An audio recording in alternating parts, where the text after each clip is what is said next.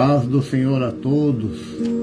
Estamos dando início a mais uma aula bíblica online. Nesta aula estaremos falando sobre a lição de número 11, que será ministrada no dia 14 de dezembro de 2025, próximo domingo, Dia Nacional da Bíblia. Nós estamos estudando a lição do quarto trimestre de 2025, último trimestre deste ano, a lição de número 11. E esse trimestre nós estamos estudando sobre o corpo, a alma e o espírito, a restauração integral do ser humano para chegar à estatura completa de Cristo. Essa é a aula que está sendo estudada nesse trimestre. Esse é o assunto desse trimestre. E a aula que nós vamos falar nela, na data de hoje, é a lição de número 11. Essa lição, ela vem nos falar sobre o espírito humano e as disciplinas cristãs. Então, o espírito humano é aquele que nos conecta a Deus. O espírito humano, ele foi dado ao homem na criação. Quando houve o desejo de Deus criar o homem, a triunidade se reuniu, Deus Pai, Deus Filho, Deus Espírito Santo, e tiveram o desejo ali de criar o homem.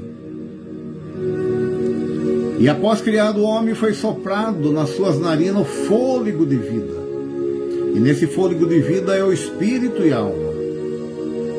O espírito, quando o corpo tomba a terra, quando o ser humano ele morre, esse espírito ele volta a Deus. E a alma ela segue o seu juízo. Então o espírito humano, o espírito que está no meu corpo, que é a minha vida, e as disciplinas cristãs.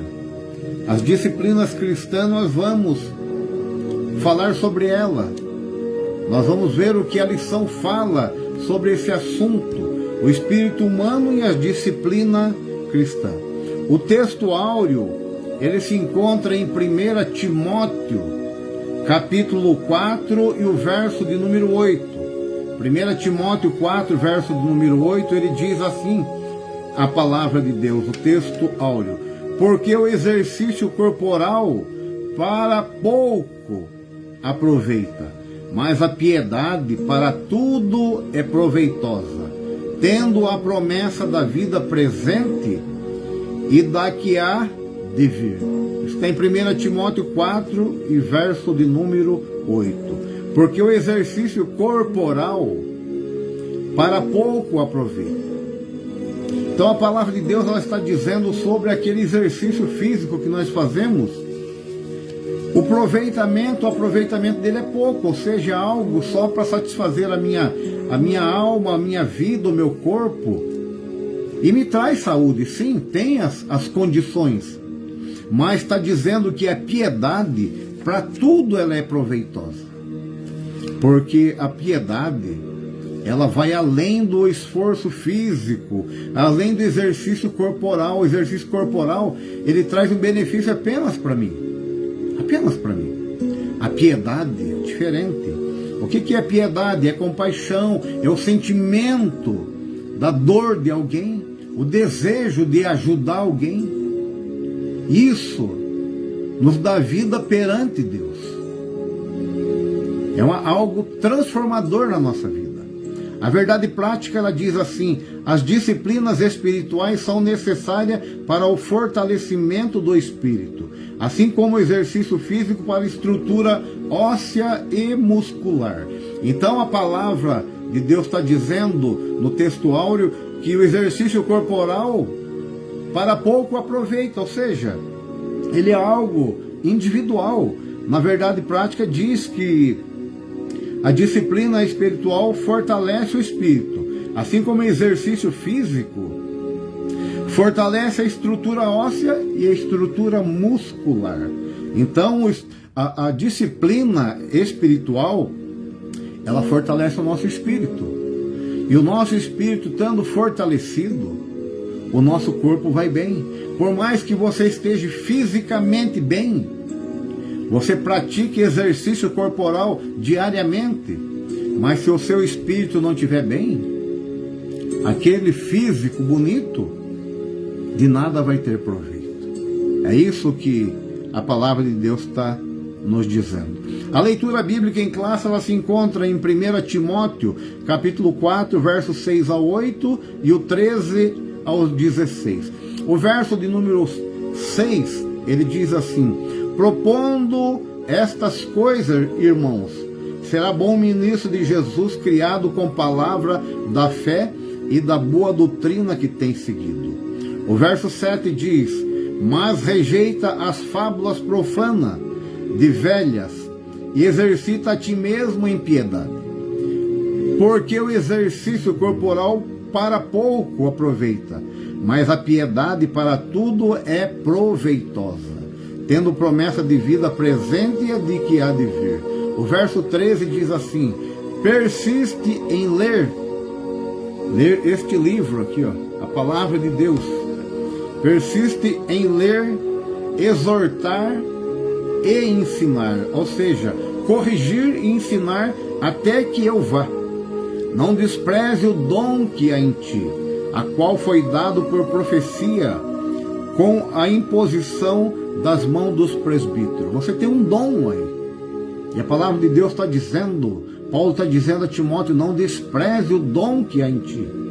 Aleluia. O verso 15 diz assim: medita essas coisas, ocupa-te nela, para que o teu aproveitamento seja manifesto a todos. Tem cuidado de ti mesmo e da doutrina.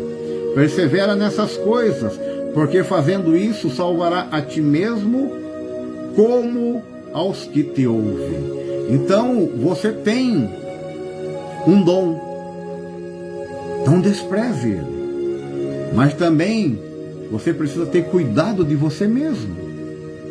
Muitas das vezes nós estamos cuidando de fulano, ciclano, beltrano, e a nossa vida está aí, além, não estando dando devido valor à nossa vida. Mas Paulo está ensinando a Timóteo: Timóteo, tem cuidado de ti mesmo. Aleluia. Se coloca na presença de Deus. Aleluia. Faz tudo aquilo que eu já te ensinei. Paulo diz a Timóteo: aquilo que de mim aprendeste. Ele não fala assim, confia a qualquer pessoa. Confiar é você passar algo para que alguém possa ensinar. Mas nós devemos transmitir a palavra de Deus a todos. Mas Paulo diz a Timóteo: aquilo que de mim aprendeste, confia a homens idôneos. Aleluia. Aqueles que possam passar o ensinamento desta palavra de acordo com ela está escrita aqui. Um ensino genuíno. Aleluia. Porque tem muitos que aprendem o que está escrito aqui e querem ensinar o que eles acham que é certo. Então Paulo está dizendo a Timóteo: tem cuidado de ti mesmo e da doutrina. Ou seja, a doutrina é o que está aqui nesse livro, na Bíblia.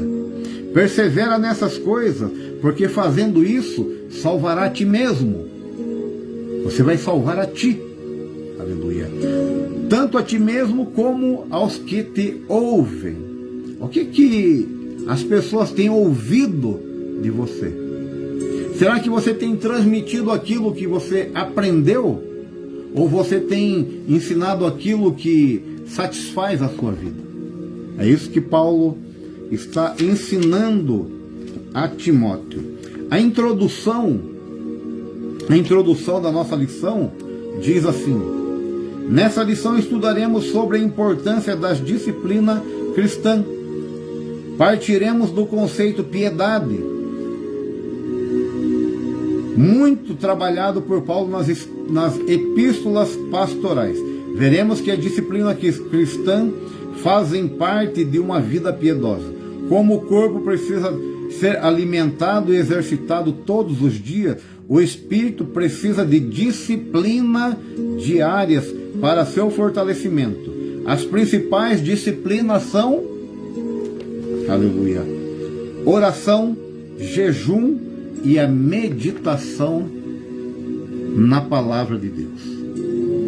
Então, as disciplinas cristãs, o espírito humano e as disciplinas cristãs. Então, a disciplina cristã, ela serve para o fortalecimento do nosso espírito. E essas disciplinas são oração, jejum e meditação da palavra.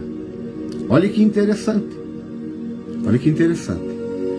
Oração, jejum e meditação da palavra. Isso traz um fortalecimento aos elementos imateriais da nossa vida, que são espírito e alma. A oração, ela traz um alimento para o espírito, porque a oração conecta o meu espírito a Deus, através da oração. Aleluia. A leitura e meditação da palavra é o alimento para a minha alma. Uma alma alimentada da palavra de Deus, ela transmite ao corpo aquilo que é bom, correto, e aquilo que ela recebe do Espírito Santo, ela transmite ao corpo integralmente. Aleluia. Agora, o alimento do corpo, ele está no sacrifício, no jejum, na mortificação da carne. Aleluia. Para que a sua carne não faça aquilo que desagrada a Deus. Aleluia. O tópico de número 1, ele vai falar sobre a piedade e a disciplina cristã. O subtópico de número 1, ele fala exercício corporal e piedade. Vamos ver? Escrevendo a Timóteo, Paulo apresenta um paralelo entre o exercício corporal e a piedade. Porque o exercício corporal para pouco aproveita, mas a piedade para tudo é proveitosa. Tanto a promessa da vida presente e da qual há de vir. O apóstolo não está desconsiderando de forma absoluta o valor do exercício corporal. Aliás, o labor físico de Paulo era constante em decorrência de suas longas e constantes viagens. Aleluia. Como também Jesus fizera. Contudo, ele enfatiza a sobreexcelência da piedade, em cujo conceito estão disciplina cristã, os exercícios espirituais, enquanto os exercícios corporais têm algum valor apenas para esta vida. A piedade traz benefício nesta vida e na eternidade. Então o apóstolo Paulo, ele não está excluindo o exercício corporal, não está excluindo. Porém, ele está enfatizando que esse exercício corporal, ele serve aqui para a terra, para nós apenas. E o próprio apóstolo Paulo, em suas viagens, ele praticava esse exercício. São muitas caminhadas, entre idas e vindas. Naquela época, o caminhar era constante. Não tinha carro, não tinha avião. Ou era embarcação na água, ou caminhada no deserto. Essa era a forma de transporte deles. Isso era um exercício corporal. Eles estavam continuamente em movimento. Mas aí o apóstolo Paulo está dizendo que o exercício corporal para nada serve, a não ser para mim mesmo, para o corpo. Porém, a piedade ela traz benefício aqui na terra e na eternidade. Aleluia. Porque a piedade, É você praticar algo para alguém que você às vezes nem conhece aquela pessoa. Mas você toma aquela dor. Você toma aquela dor. Então, o apóstolo Paulo está nos ensinando a essas práticas. São disciplinas espirituais. Aleluia. São disciplinas espirituais. Como nós nos comportamos quando nós vemos alguém em dificuldade? Principalmente os domésticos da fé, como a Bíblia menciona. Como que o seu coração se comporta nessa situação? Será que ele se alegra? Será que ele se entristece? O alegrar e entristecer também, ele não pode ficar apenas no sentimento emocional, mas tem que aflorar ele, tem que sair para fora. Aquele sentimento tem que se transformar em atitude, em ação. Aleluia. Então, o exercício corporal e a piedade. Piedade, a compaixão, a misericórdia, sentir o sofrimento do próximo, mas com desejo de ajuda. Não basta nós chorarmos pela necessidade de alguém. Não basta chorarmos.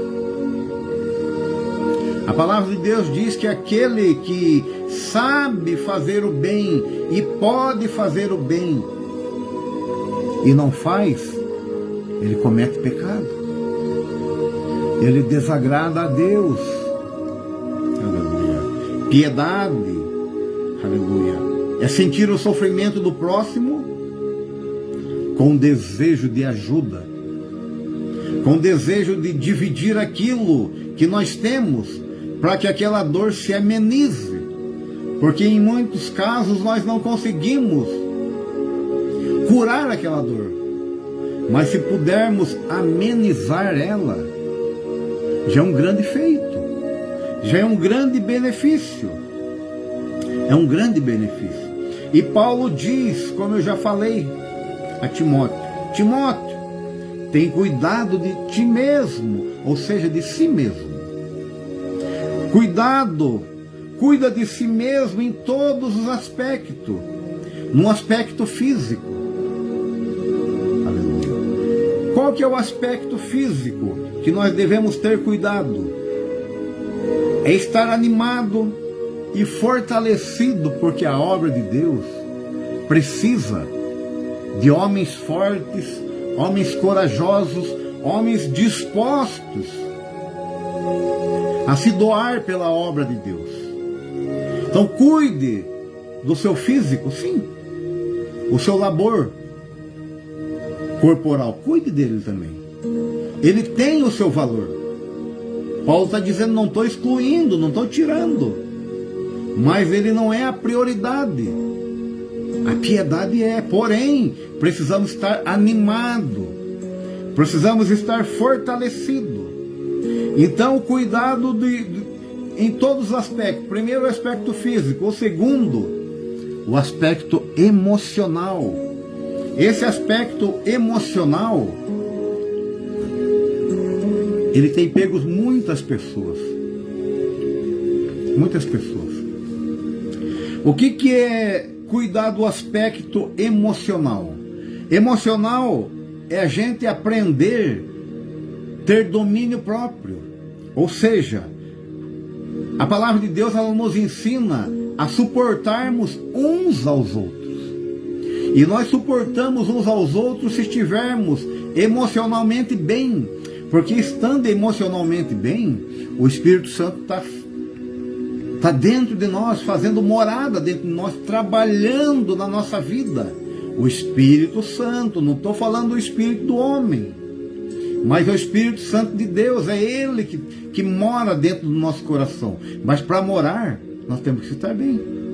Então, um aspecto emocional, nós temos que suportar uns aos outros. Aleluia. E tem mais um aspecto também que é importante, ou seja, importantíssimo. O aspecto moral. Aleluia. O aspecto moral. O que é o aspecto moral? No exemplo da minha caminhada, da sua caminhada, a forma que andamos, a forma que comportamos. Quando alguém ouve falar José Ricardo Pastor, quando alguém ouve falar João, Manuel, Antônio, Maria, Benedita, o que vem na mente daquela pessoa quando ouve falar nome de alguém que ela conheça? Será que ela vai dar bom testemunho do aspecto físico? Aquela pessoa tem bom ânimo, é fortalecida?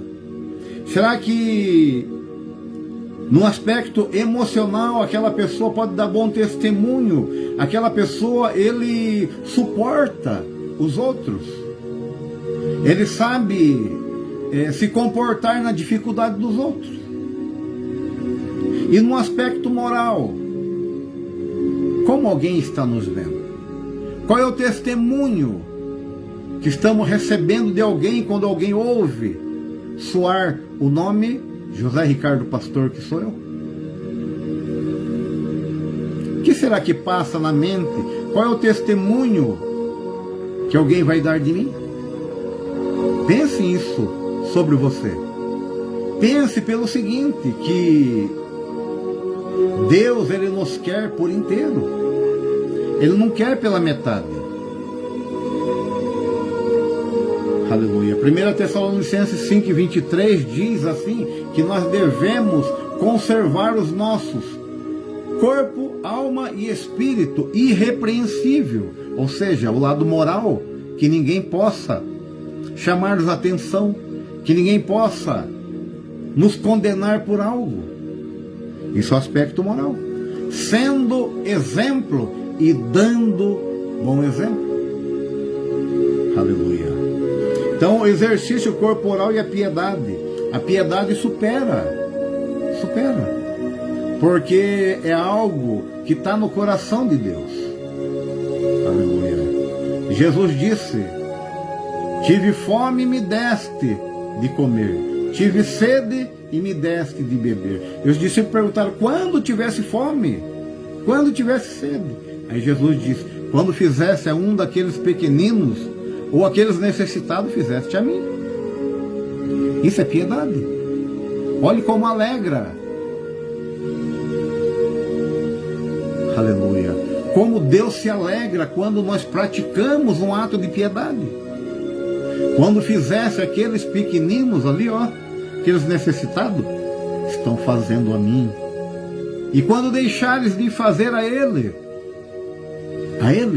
também estão deixando de fazer a mim. Aleluia. Tem cuidado de si mesmo. Tem cuidado de si mesmo e da sã doutrina. Isso é doutrina. Isso é doutrina. Aleluia. Aleluia. O subtópico de número 2 fala sobre piedade interna e externa. Mas voltando um pouco no tópico 1, no subtópico 1, 1 Timóteo 4:16 também vai falar o que eu falei, perseverando na doutrina. Qual que era a doutrina? Como eu já disse, é cuidar dos órfãos, dos idosos, das viúvas e outros necessitados. E a piedade salvará a ti mesmo e aos que te ouvem. Porque quando alguém ouve você, ele vai falar assim, ó, vai dar bom testemunho. Ele fala, mas ele faz. Mas já pensou alguém jogar na sua cara, ó, tudo isso que você está falando, você apenas fala, é da boca para fora, mas você não é um praticante daquilo. Então você desagrada a Jesus. Piedade interna e externa. É o subtópico de número 2. Do grego, Eusébia, eu bom e sobemai, ser devoto. A palavra piedade tem um amplo sentido espiritual e prático. Podemos resumi-lo como sendo um conjunto de atitudes que expressam temor, respeito, reverência e amor a Deus. Olha o que esta palavra piedade, ela significa. Como que nós podemos resumir esta palavra? Ela significa um conjunto de atitudes que expressam temor. Temor é obediência a Deus. Quando nós estamos fazendo, temor não é medo, é obedecer a Ele. Quando nós estamos praticando um ato de piedade, nós estamos obedecendo a Deus, obedecendo a Deus. É uma atitude de respeito, estamos respeitando a sã doutrina, a palavra de Deus. Estamos reverenciando, aleluia. Reverenciar é nós conhecer, reconhecer que temos alguém superior a nós. E esse alguém superior a nós é Ele que está nos ensinando essas atitudes e amor a Deus. Quando nós fazemos isso, nós estamos amando a Deus. Foi o que Jesus falou. Quando fizeste a esses pequeninos, desse de comer, de beber, de vestir, desse um lugar para eles ficarem, um abrigo, aleluia. Não estão fazendo apenas a eles, mas estão fazendo a mim, aleluia, a mim. Tais condutas estão ligadas a fatores interno e externo. ênfase exagerada no valor das obras que produz entendimento limitado e incorreto dessa importante atitude, visto no catolicismo desde os tempos medievais. Os escribas e fariseus também davam grande valor ao aspecto externo. Aleluia. Faziam longas orações, dizimavam, amavam, cumprir publicamente os deveres religiosos, mas interiormente estavam cheios de hipocrisia e maldade.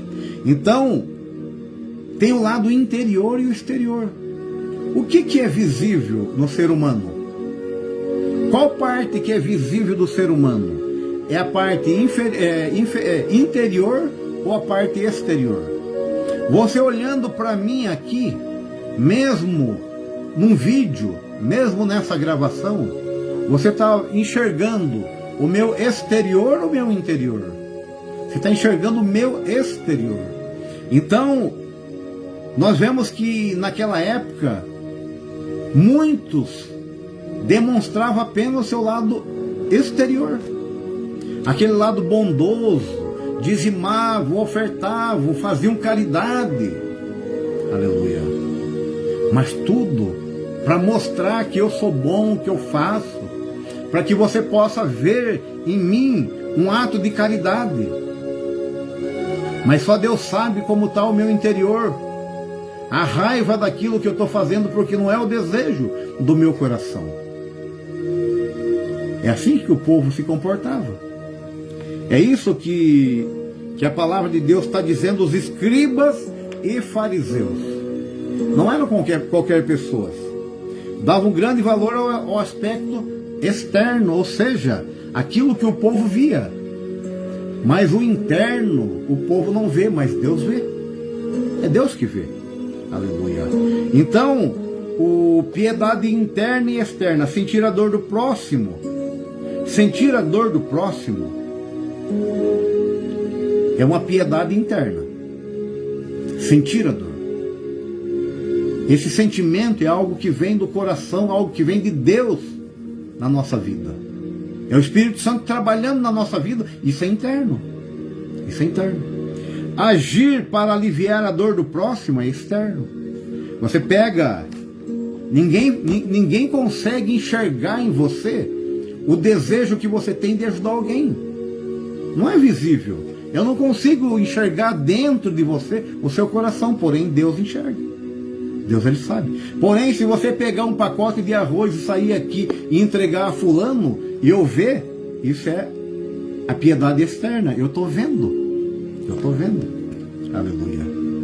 Então a piedade, ela tem os dois lados, o interno e o externo.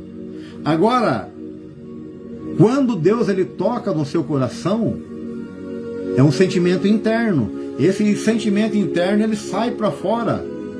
Você coloca em prática, independente se alguém está vendo ou não, porque você não faz aquilo para que alguém veja.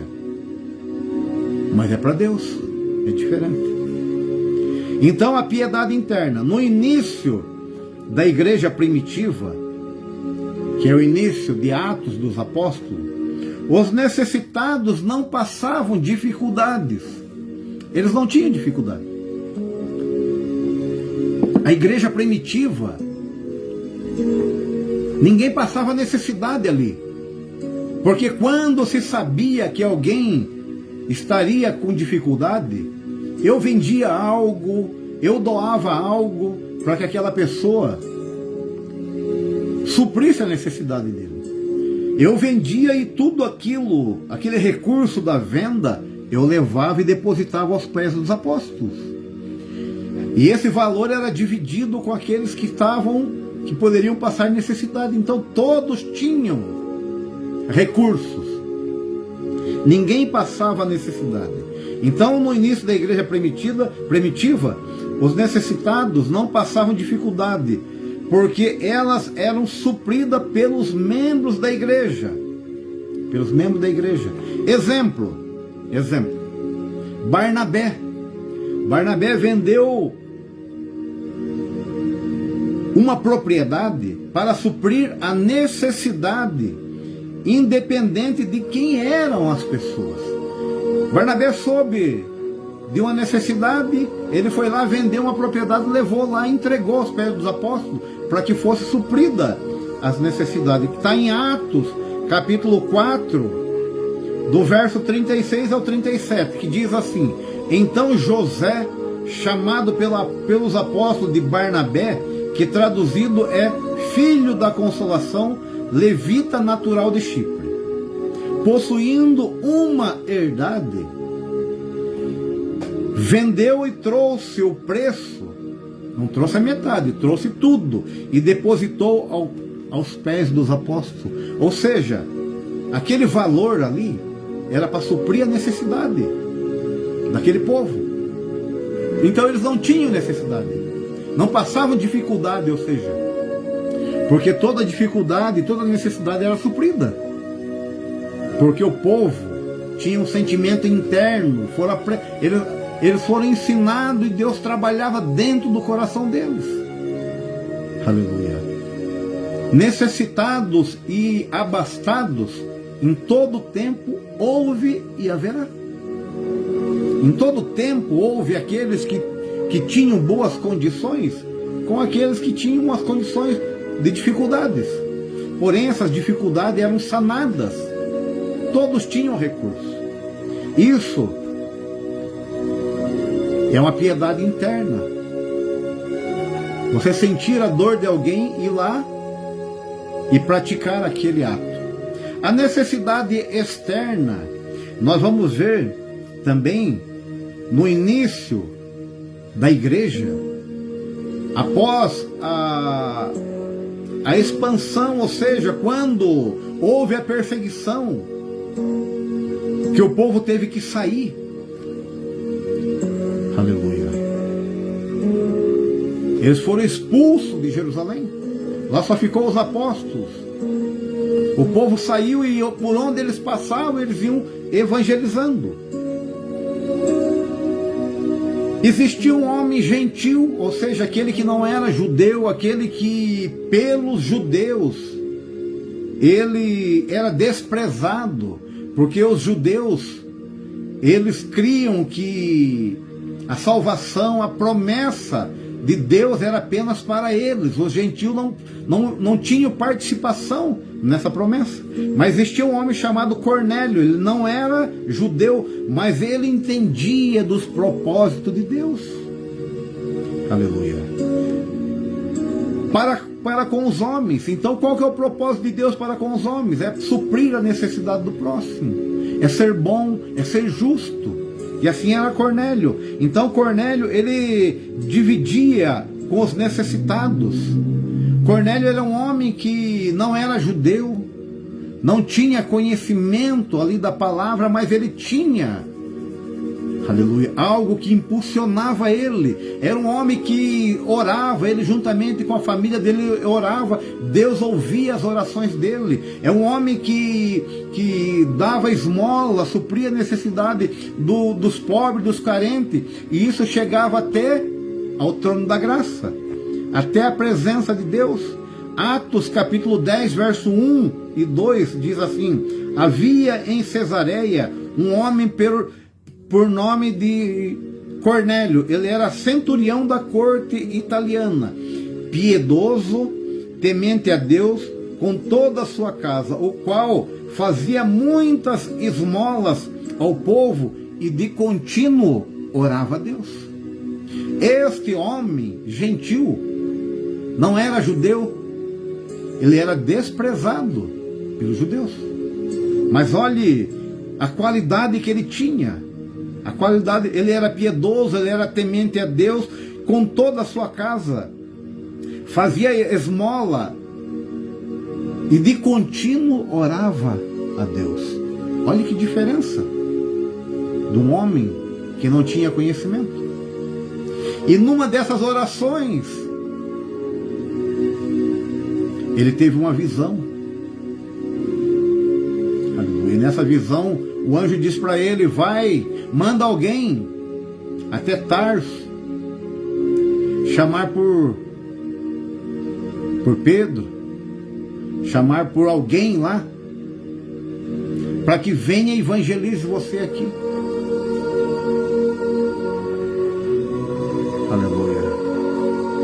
E foi quando ele teve o primeiro contato com a palavra de Deus. O Espírito Santo desceu ali, e como foi em Pentecoste, também foi o mesmo Pentecoste, também na casa de Cornélio. Então ele, de contínuo, ele fazia orações a Deus, aleluia, dava esmola, atendia os necessitados. Isso é piedade externa, aflora de dentro de nós, e nós praticamos aquele desejo que Deus colocou no nosso coração. Então a piedade interna é o desejo que está ali. Não podemos deixar apenas ali. Eu não posso chorar pela sua causa, pela sua necessidade, pela necessidade de fulano, ciclano. Não posso apenas chorar. Posso chorar, mas não apenas chorar. Eu tenho que chorar, mas eu tenho que agir. Então aquela piedade interna, ela tem que aflorar, tem que sair para fora. Eu tenho que ter atitude com aquela piedade, com aquele desejo. E essa atitude que Cornélio teve, mesmo sem ter conhecimento, mesmo sendo um gentil, ele fazia aquilo que Deus já tinha previsto para o seu povo, que é a promessa dele. Aleluia. O subtópico de número 3 vai dizer piedade e discrição. Nós já falamos um pouco sobre isso. A prática das disciplinas espirituais não combina com o exibicionismo. Jesus advertiu quando orasse e jejuasse. Quanto ao jejum, aconselhou ações concretas para não dar sinais de estar jejuando. Quando jejuares, unge a cabeça, lava o rosto, para não parecer aos homens que jejuam. O que dizer aos que proclamam o seu jejum, inclusive nas redes sociais, como enfatizou, se buscarmos glória humana, nossa recompensa se resumirá a um reconhecimento efêmero, sem valor diante de Deus. Então, uma piedade sem discrição, ou seja, uma piedade sem alarme, sem tocar trombetas, sem sair anunciando. Aleluia. Nós vemos nas redes sociais pessoas levando algo para fulano, ciclano, e tirando uma selfie, postando ali. Aleluia. Mostrando que eles estão fazendo. Não é isso. Não é isso. A sua ajuda vai chegar, vai ser bem-vindo. Mas não é isso. Piedade e discrição. A piedade é você fazer uma prática, um ato bondoso, suprir a necessidade de alguém, sentir a dor de alguém. Aleluia. E ter atitude com aquilo. E a discrição, aleluia, é você não alarmar. Não há necessidade para isso. Aleluia. Porque você não vai levar nada disso aqui na terra. Isso é com Deus no céu. É Ele que se responsabiliza. O homem não precisa saber o que eu faço, o que eu deixo de fazer, no quesito piedade. Muitas das vezes a gente enxerga pessoas aí, vê pessoas que a gente olha para ele e parece que ele não faz nada. Uma pessoa que não se movimenta, não se mexe. Aleluia. Mas ele não faz nada, não se movimenta, não se mexe, para mim ver e para você ver. Mas Deus conhece as atitudes deles. Deus conhece as atitudes deles. Aleluia. Não precisa alarmar. Não precisa alarmar. Então, uma atitude humilde, fazer de acordo com o desejo do coração, não desejando exaltação. Não é isso. Mas sendo instrumento de Deus para o necessitado. Aleluia. Mateus 6, verso 1 a 4, diz assim: guardai-vos de fazer as vossas esmolas diante dos homens. Guardai-vos de fazer. Não precisa ser visto pelos homens, para ser visto por eles. Aliás, não tendes galardão junto ao vosso Pai que está no céu. Quando, pois, derem esmola, não faça tocar trombeta diante de ti, ou seja, não cause alarme sobre aquilo que você está fazendo, como fazem os hipócritas. Olha como Jesus se refere a essas pessoas, como fazem os hipócritas nas sinagogas e nas ruas, para serem glorificados pelo homem. Aleluia. Para serem glorificados pelo homem. Quem tem que nos glorificar é Deus, é Jesus, é Ele. Aleluia. É Ele. É Ele que tem que se agradar de nós. Não é o homem. Não é o homem. Em verdade vos digo, aleluia, que já tem o seu galardão. Então, se o homem te exaltou por aquilo que você fez, você já recebeu o seu galardão. Você já recebeu. Recebeu aqui na terra, não precisa de mais nada. Lá você não terá, porque você já recebeu aqui. Mas quando você faz na surdina, como diz o ditado, como você faz sem alarmes, aleluia, existe um galardão lá no céu. Porque Deus está vendo que você não está fazendo nada em troca de algo do homem, mas você está fazendo para Deus, é diferente. Aleluia. Mas quando tu deres esmola, não saiba a tua mão esquerda o que faz a tua direita, para que a tua esmola seja dada em secreto, e teu Pai que te vê em secreto, Ele mesmo o recompensará publicamente. Olha a diferença. A diferença. Se você foi recompensado publicamente pelo homem, para que a sua glória se exalte aqui, suba aqui, então você já recebeu aqui. Você não vai ser exaltado perante Deus. Mas quando você faz em secreto, Deus te recompensa. Aleluia. E essa recompensa é publicamente. Todo mundo vai ficar sabendo daquilo que Deus fez na tua vida. Então, o alarme para nada serve. Para nada serve perante Deus. Serve apenas perante o homem. Mas entre receber algo do homem e algo de Deus, quem tem mais para nos dar? É Deus ou é o homem? Se você disser no seu coração que quem tem mais para te dar ou para nos dar é Deus, Vou fazer uma pergunta: será que o comportamento nosso perante as nossas atitudes, eles estão para receber algo do homem ou de Deus? Deixa essa pergunta na sua mente aí e responda para você mesmo. O tópico de número 2, ele fala sobre o desafio das disciplinas espirituais. O desafio das disciplinas espirituais. O subtópico de número 1 diz assim: a analogia do corpo, ou seja, a comparação do corpo, que vai ser uma comparação física e espiritual. Não é fácil manter uma rotina de exercício físico.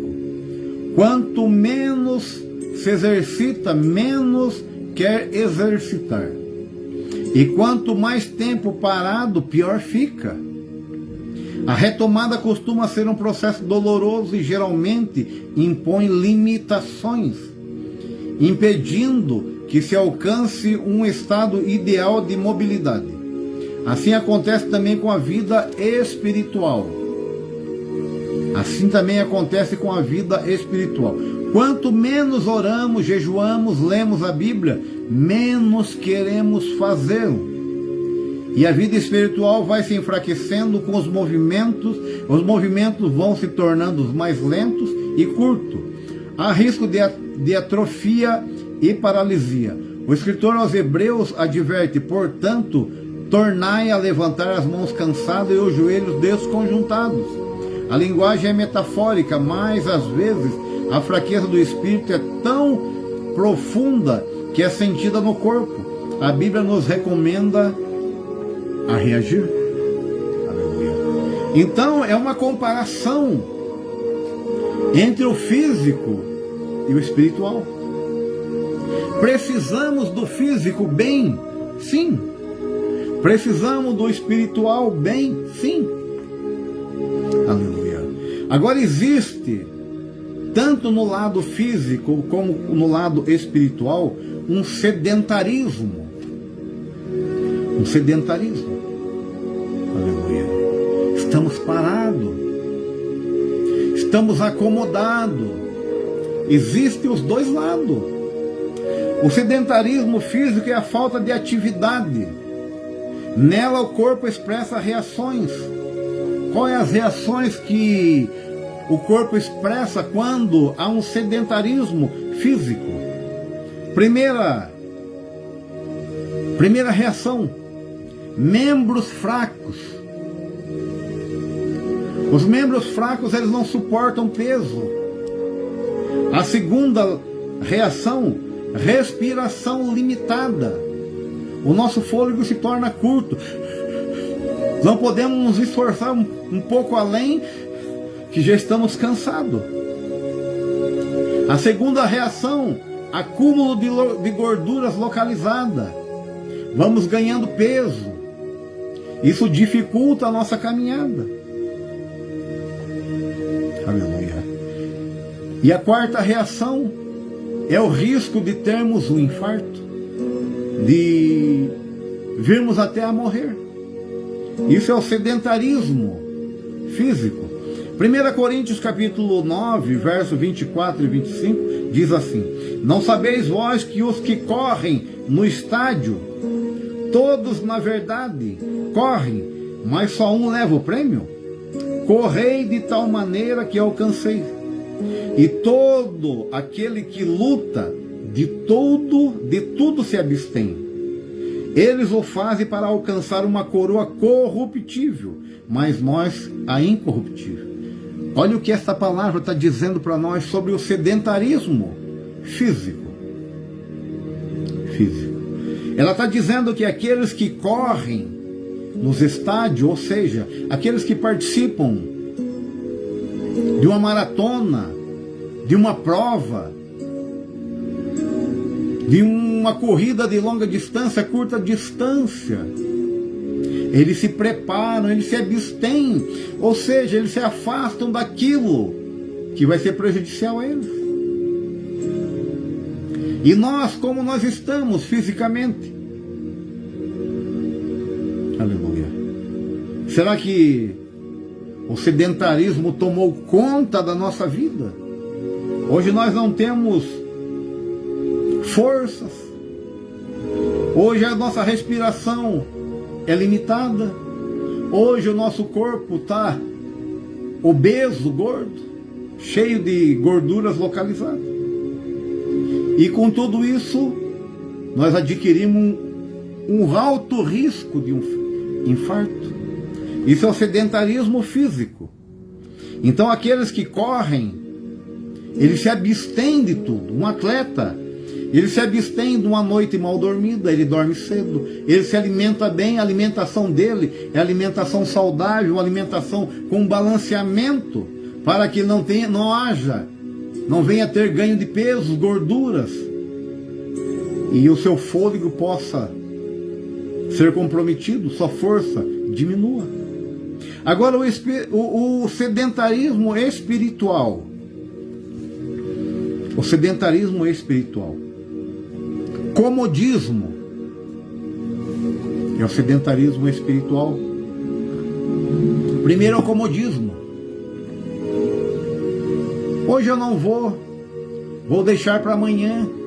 Amanhã eu passo a não ir, daqui a pouco eu não estou indo mais na igreja.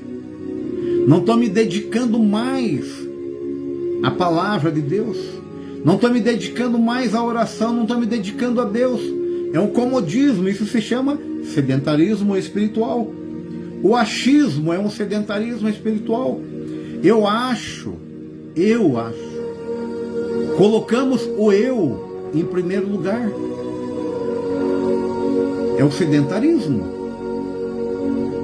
Eu acho que a coisa está certa da minha forma. Não. As coisas têm que estar certas da forma dessa palavra aqui. É diferente. A confiança em si mesmo e nos atos cometidos. Aleluia. Eu confio em mim.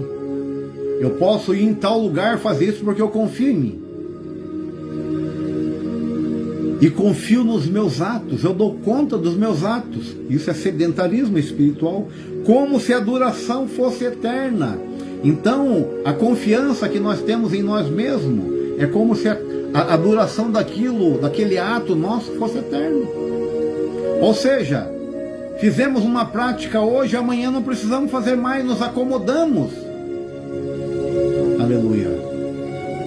Mas como o alimento material para o nosso corpo carnal é necessário todos os dias, e com aqueles horários que é conhecido por você e por mim, que o seu corpo dá sinal, a fome aperta, o estômago começa a doer, você precisa se alimentar. O espiritual é a mesma coisa. A nossa vida espiritual é a mesma coisa. Então nós achamos, quem tem o sedentarismo espiritual, ele acha que aquilo que ele fez dura para sempre. Não. É contínuo. É contínuo. Aleluia. Quando menos se espera, vem a destruição. Porque nós achamos que estamos bem. Nós achamos que estamos bem. Isso se chama sedentarismo espiritual. 1 Tessalonicenses capítulo 5, do 1 a 3, diz assim: mas, irmãos, acerca do tempo e das estações, não necessitais que vos escreva, porque vós mesmos sabeis muito bem que o dia do Senhor virá como ladrão de noite. Pois quando disserem a paz e segurança, isso é sedentarismo. Quando falam para nós que há paz e segurança, nós nos acomodamos. O sedentarismo espiritual toma a nossa vida. Então lhe sobrevirá repentina destruição, como dores de parto àquela que está grávida, e de modo nenhum escaparão. Olha o que a palavra de Deus diz. De modo nenhum escaparão. Então, quando disserdes que a paz e a segurança, ou seja, está tudo perfeito, tudo bom, aí você se acomodar, é o momento que o inimigo vem e ataca e te destrói. Aleluia.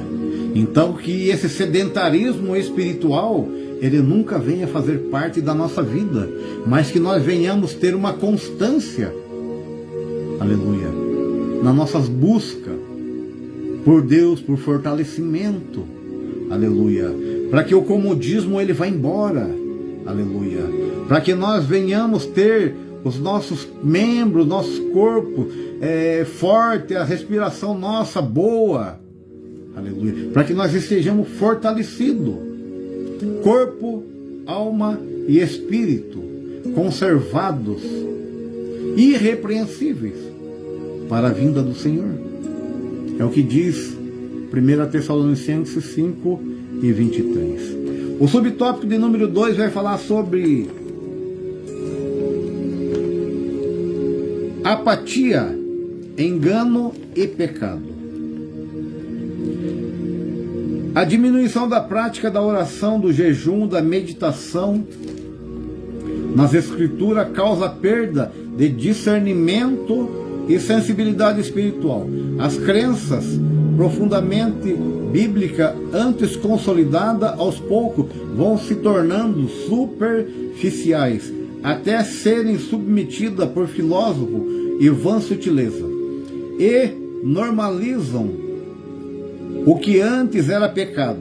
Normalizam, dão garantia que aquilo que era pecado hoje não é mais. Estão formalizando isso aí, estão normalizando aquilo que antes era pecado. Cristão e igreja são dominados pelo secularismo, ideologia e perversão, e passam a ser conduzidos por princípios e valores presentes neste século. Então a apatia é algo, você se tornar insensível. A insensibilidade leva ao engano e ao pecado. Você é insensível. Quando nós somos sensíveis à voz de Deus, e nós vamos praticar algo que desagrada a Deus, acende uma luz na nossa mente. É o Espírito Santo nos alertando, nos mostrando. Aleluia. Mas quando nós somos insensíveis, nós praticamos aquilo que é errado, e a nossa mente avaliza ali, assina embaixo como certo. Aleluia. É o engano e o pecado. É a nossa mente nos enganando e nós cometendo pecado. Aleluia. É a perda do discernimento espiritual. Nós não temos mais discernimento. Olhamos as coisas erradas. Abraçamos com ela como se ela fosse correta. Como se ela fosse certa. Aleluia. Aleluia. Então a perda do discernimento espiritual. Envolvimento com o que não é santo, sem nenhuma preocupação. Aleluia. Isso se chama insensibilidade espiritual, onde nós somos enganados e cometemos o pecado. Nós vemos que aconteceu com Sansão uma situação dessa. Então, envolvimento com o que não é santo, sem nenhuma preocupação, porém, gera consequências muito graves na nossa vida. E essa consequência ela virá. Não tem como nós fugirmos dela. A partir do momento que nós estamos agindo errado, nós não podemos ser abençoados. Não tem como. Não tem como. Se você age corretamente, as bênçãos ela vem na sua vida. Mas se você não age corretamente, elas se afastam de você. Elas se afastam de você. Exemplo, Sansão, Juízes capítulo 16, verso 18, vai indo. Vai falar sobre uma insensibilidade. Então Sansão, um homem que foi separado para servir a Deus, nazireu de Deus, ou seja, separado para a obra de Deus. não podia cortar o cabelo, não podia ter contato com coisas mortas, não podia fazer uso de bebidas fortes. Aleluia. Porém se envolveu com uma mulher que não era do povo de Deus, chamada Dalila.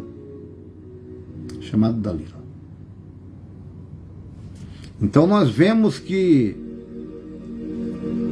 Sansão, ele se distanciou de Deus. Porém, ele ainda continuava com as suas forças, mas brincando. Então Dalila porque queria saber de onde vinham as forças de Sansão. E cada vez que os inimigos vinham para querer prender, para atacar Sansão, ele destruía todos. Aleluia. Ele foi brincando com Dalila. A minha força vem disso. Aí Dalila ia lá tentando neutralizar aquilo, para que a força de Sansão fosse quebrada. Os inimigos vinham, Sansão ganhava. E ele foi brincando. E esta brincadeira teve consequência muito séria. Aleluia. A ponto de Sansão também já não aguentar mais aquelas brincadeiras. E ele conta que de onde era a sua força. Ele era nazireu, ele não podia passar navalha nos seus cabelos, não podia cortar, ele contou tudo. Aleluia. E Sansão dormia, Dalila vai lá e corta todas as tranças de Sansão. E quando o inimigo chega, Dalila grita por Sansão, que os inimigos estavam chegando, ele se levantou, aleluia, dizendo que da mesma forma que tinha destruído anteriormente, ia destruir. Porém, cadê a força dele? Já tinha se ido. Aleluia. Porque ele foi um homem insensível a Deus. Ele brincou com as coisas sérias. Aleluia. Foi enganado por si mesmo, cometeu um pecado, foi pego, aleluia, teve seus olhos vazados e foi humilhado. Aleluia. Isso está em Juízes capítulo 16, do verso 18 em diante. Então, a sensibilidade faz nós enxergarmos a dificuldade e os problemas e nos afastarmos dele. A insensibilidade faz-nos conviver com o problema, com o erro, e nos abraçar a ele como se aquilo fosse algo correto. Aleluia. E Sansão foi preso. No final ele teve vitória, sim, mas a vida de Sansão podia ser diferente. O subtópico de número 3 vai falar sobre da prática, ou seja, da teoria à prática, ou seja, do conhecimento à ação. Teoria é o conhecimento adquirido, né? E a prática é a ação que nós praticamos, é o que nós fazemos. Isso é ação. Muito mais que teorias, disciplinas espirituais deve ser praticada por todo cristão. Reservar um tempo no início do dia para oração, meditação nas escrituras é fundamental. Sempre que possível, repetir a disciplina ao longo do dia, ainda que em momentos curtos. Já de noite, concluídas as tarefas cotidianas, voltar à leitura da Bíblia e à oração. Aleluia. Praticar jejum, manter frequência regular nos cultos, com especial dedicação às reuniões de oração, consagração, ser aluno assíduo da escola bíblica dominical, também é uma disciplina espiritual essencial que fortalece toda a família de forma complementar. devemos nos edificar com hinos sacros e leitura cristã sadia. Então a prática, a teoria, não é difícil. Nós adquirirmos conhecimento, o que precisamos fazer? Nós sabemos de cor e salteados.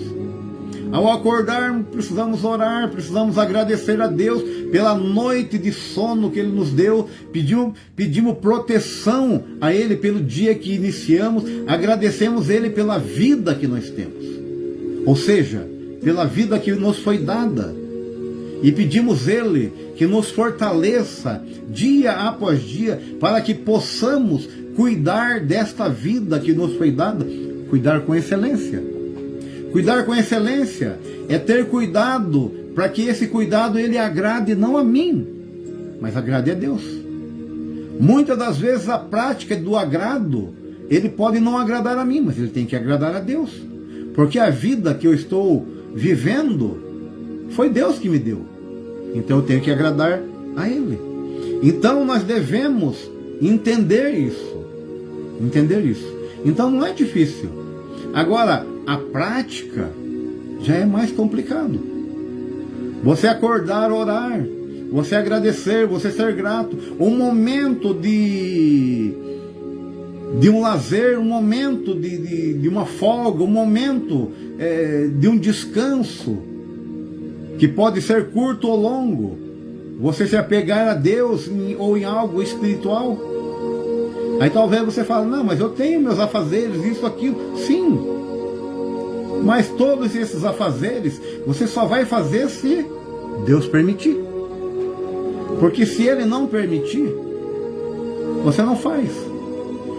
A sua vida, o que Tiago diz? O que é a nossa vida? A nossa vida é como um vapor. Quanto tempo dura um vapor? Você coloca uma água para ferver. Quanto tempo dura aquele vapor? Você desligou a água quando ela está no ponto certo de ebulição, ou seja, de aquecimento que você acha que está normal. Você desliga aquele vapor, se acaba. Se acaba. Assim é a nossa vida. É como uma vela acesa.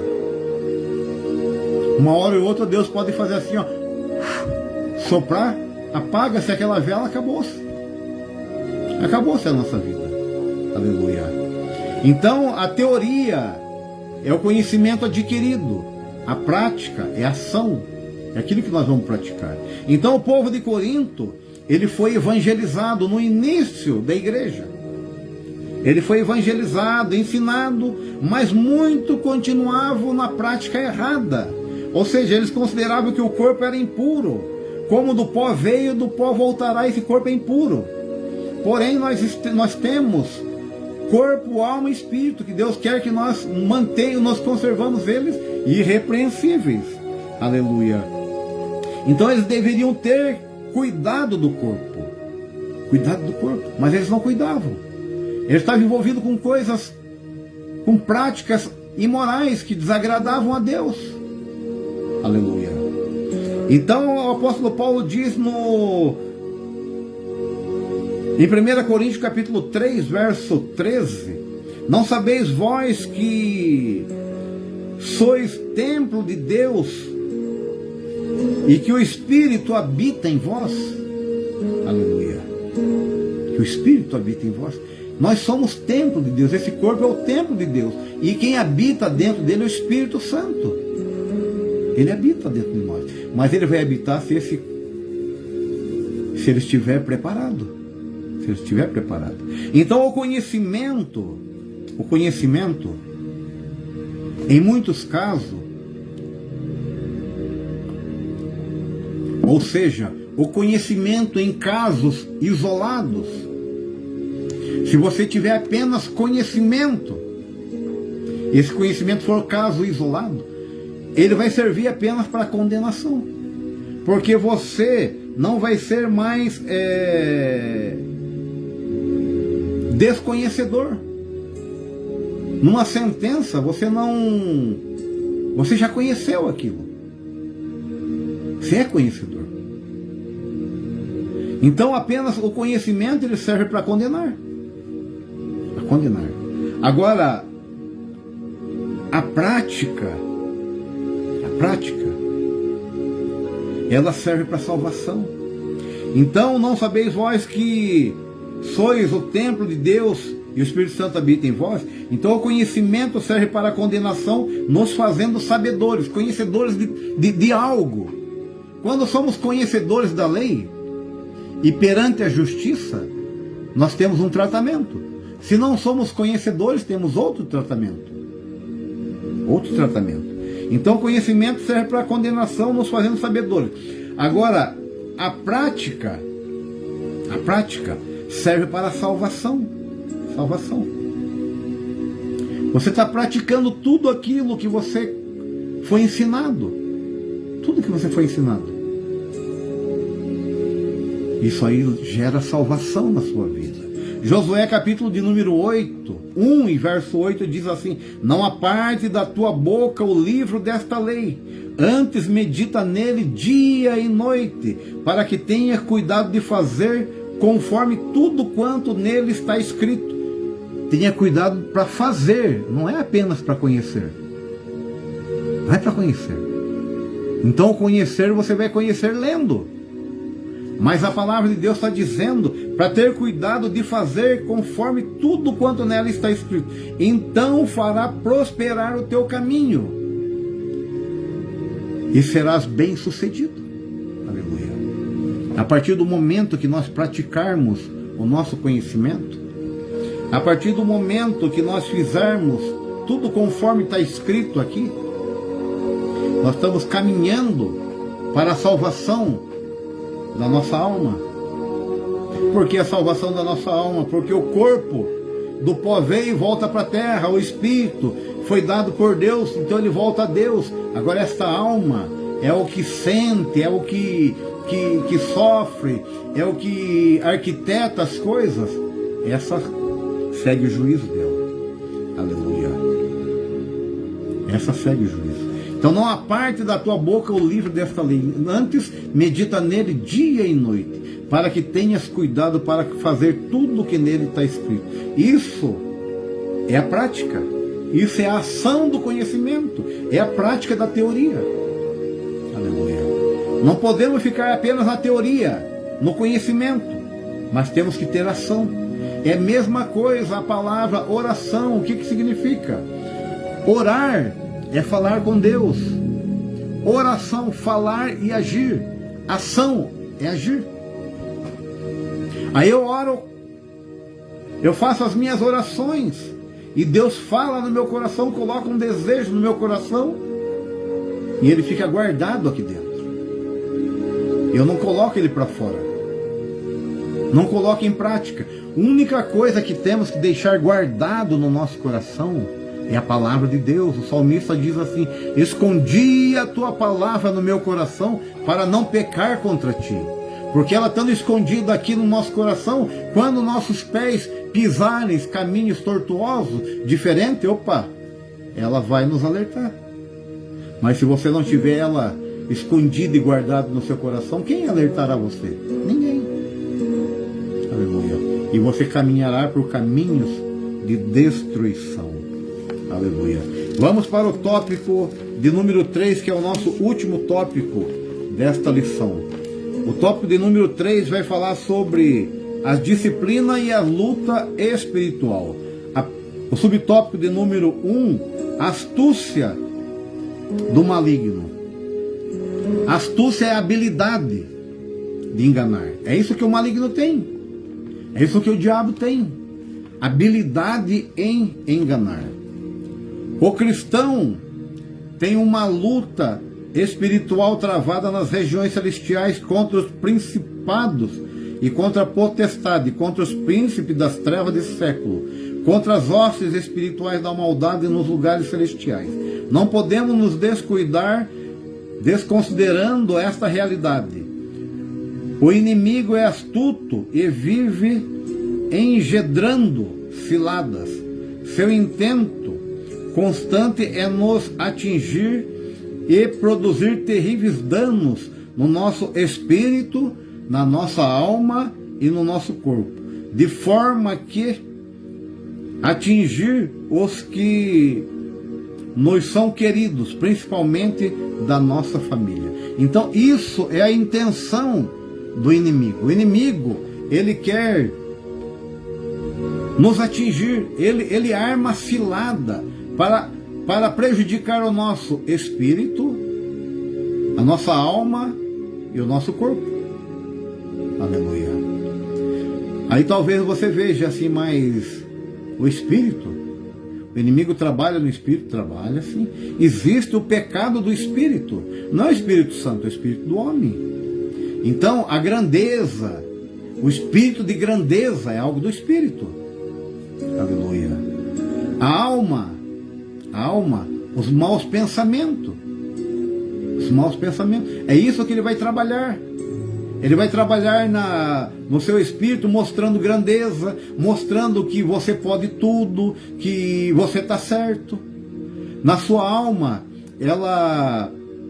ele vai trabalhar de outra forma. De outra forma. Aleluia. Então nós vemos que ele trabalha no espírito, ele trabalha na alma através dos maus pensamentos, gerando pensamentos ruins, e no corpo através da prostituição. Aleluia. Isso é toda a forma que o inimigo trabalha. Então o inimigo é astuto, ele tem a habilidade de enganar. Aleluia. Ele usa disfarce. Aleluia. Ele se manifesta em algo bonito, agradável, aquilo que enche os nossos olhos, mas desagradam a Deus, mas nos levam por aquele caminho. O mundo que vivemos nos oferece muitas coisas aparentemente boas, porém são só aparência. A única intenção é nos tirar da presença de Deus. Isso é a oferta que o inimigo faz. Através do emprego, através de um salário, através de um recurso financeiro, através de muitas coisas que você sabe, muitas ofertas que enchem os nossos olhos, mas nos levam à perdição. Então ele se disfarça, o inimigo se disfarça. 2 Coríntios 11:14 diz assim: e não é maravilha, porque o próprio Satanás se transfigura em anjo de luz. Ele se disfarça, enganará muitos. 1 Pedro capítulo 5, verso 8 diz assim: sede sóbrios. O que é ser sóbrios? Sede consciente. Entenda as coisas. Aleluia. Interprete as coisas. Tenha um olhar espiritual, para que aquilo que você está vendo, ele entre na sua mente e te mostre a direção para a direita, para a esquerda, para frente ou para trás, ou para ficar parado. Aleluia. Sede sóbrios, vigiai, ou seja, tome cuidado. Tome cuidado. Se você sabe que ali à frente existe um obstáculo, desvie dele. Aleluia. Seja vigilante, porque o diabo, vosso adversário, anda ao vosso derredor, como um leão bramando, buscando a quem possa tragar.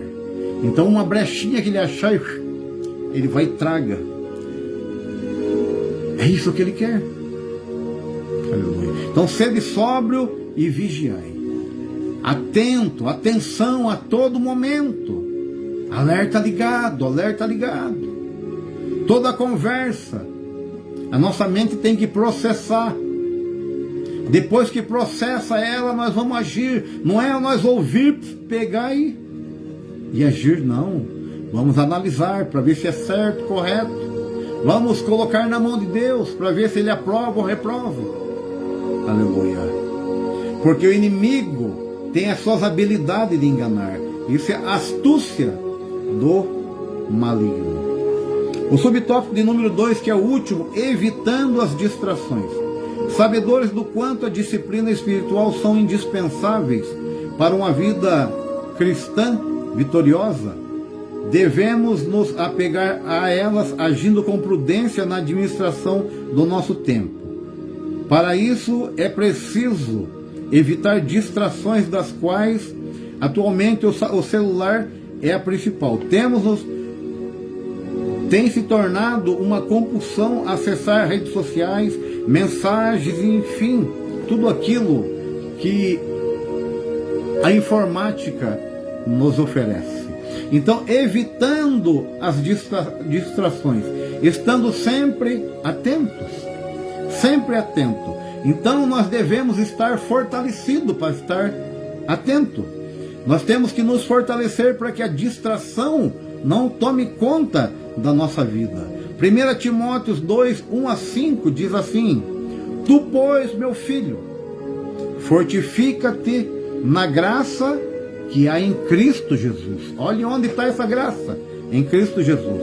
E o que de mim, entre muitas testemunhas ouviste, confia a homens fiéis que sejam idôneos, para que também ensine os outros. Tu, pois, sofre as aflições como bom soldado de Cristo. Ninguém que milita se embaraça com o negócio dessa vida, a fim de agradar aquele que o alistou para a terra, para a guerra.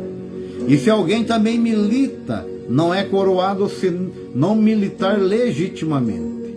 Então aqui o apóstolo Paulo está dizendo a Timóteo para que ele se fortaleça em Cristo. Só esse fortalecimento em Cristo é que nós vamos afastar da nossa vida a distração. Se nós não estivermos fortalecidos em Cristo, a distração tomará conta da nossa vida. Provérbio 14, verso 15 diz assim: O simples dá crédito a cada palavra, o ingênuo, o simples dá crédito a cada palavra, mas o prudente atenta para os seus passos. Ou seja, o prudente, ele se preocupa onde ele vai pisar. Ele não sai andando de qualquer jeito. Ele não sai acatando todas as palavras, não. Aleluia.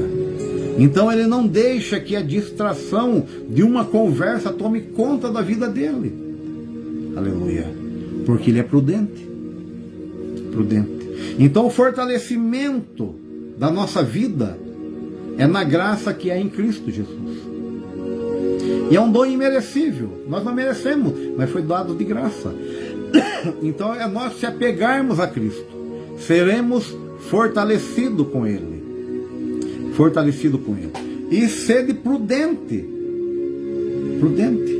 O prudente, ele atenta para os seus passos. Então um homem prudente, ele está vigilante e está sóbrio. Ou seja, sóbrio e vigilante. Ele é prudente, se chama prudência. A vigilância e a sobriedade. Aleluia.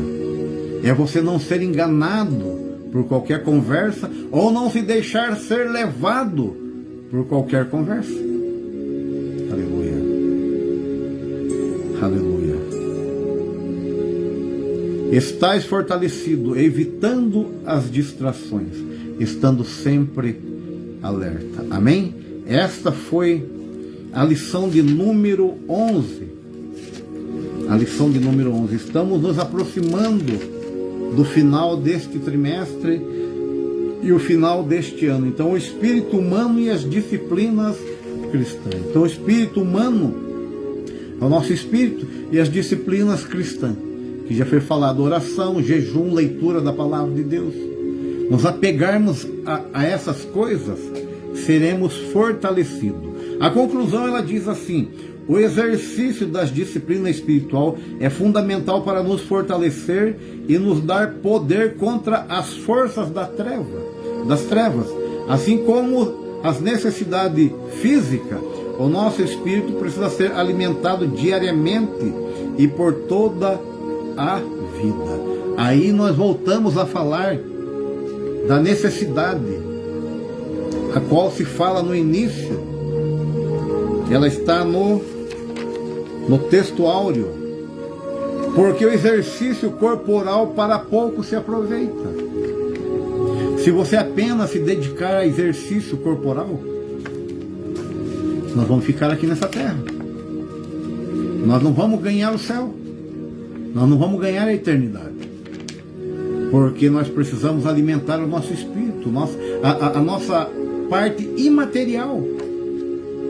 E não é com exercício físico que nós alimentamos ela, mas é com jejum, com oração e meditação na palavra de Deus. Então o exercício das disciplinas espirituais é fundamental para fortalecer e nos dar poder contra as forças das trevas.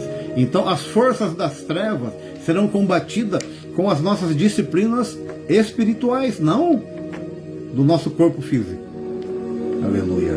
Assim como a necessidade física, o nosso espírito precisa estar alimentado diariamente por toda a vida, ou seja, diariamente enquanto vivermos. Amém? Deus abençoe a todos, que Deus possa nos preparar uma próxima oportunidade. A semana que vem estaremos falando da lição de número 12, que tem o tema o espírito humano e o espírito de Deus. Dois espíritos, o humano e o espírito de Deus. Amém? Esse assunto para a próxima lição. Deus abençoe a todos e que Deus nos prepare uma próxima oportunidade para junto nós estarmos meditando na sua palavra. Deus abençoe a todos.